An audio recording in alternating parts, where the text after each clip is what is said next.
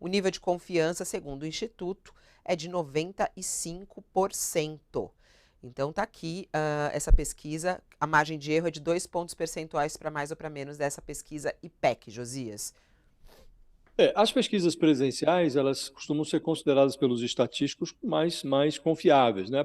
Essa pesquisa do IPEC foi divulgada nesta quarta-feira, né, noite passada, indica que o eleitor brasileiro entrou no segundo turno caminhando com as próprias pernas, não esperou pelo reposicionamento dos políticos, né?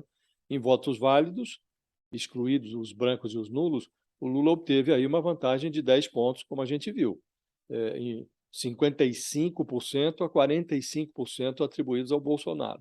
Nas urnas de domingo passado, em números arredondados, o placar foi de 48 a 43. A ampliação da dianteira do Lula sinaliza que ele saiu na frente na conquista do espólio de votos do primeiro turno. As primeiras entrevistas dessa pesquisa do IPEC foram coletadas na terça-feira, só 2 dias depois da abertura das urnas, né?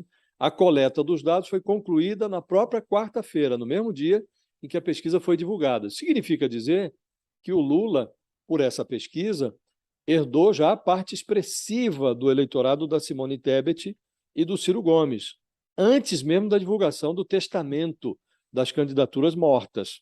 Ontem a Simone estava formalizando o apoio dela ao Lula, ontem, horas antes da divulgação dessa pesquisa. Na véspera, o PDT fez uma manifestação pública, um vídeo com um apoio envergonhado do Ciro Gomes ao Lula, mas nada disso se solidificou na cabeça do eleitor a ponto de impulsionar o movimento dele. O eleitor está caminhando sozinho, com as suas próprias pernas.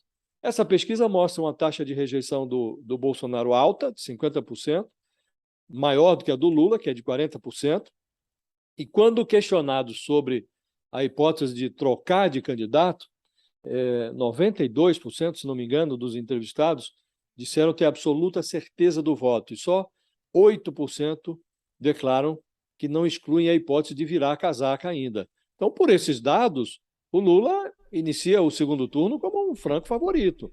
Agora, o primeiro turno ensinou, Fabíola, duas coisas aos candidatos. A primeira é que as pesquisas são científicas, mas o voto do eleitor é leigo. E a segunda lição é que salto alto não tem elevador. Quem cai se machuca.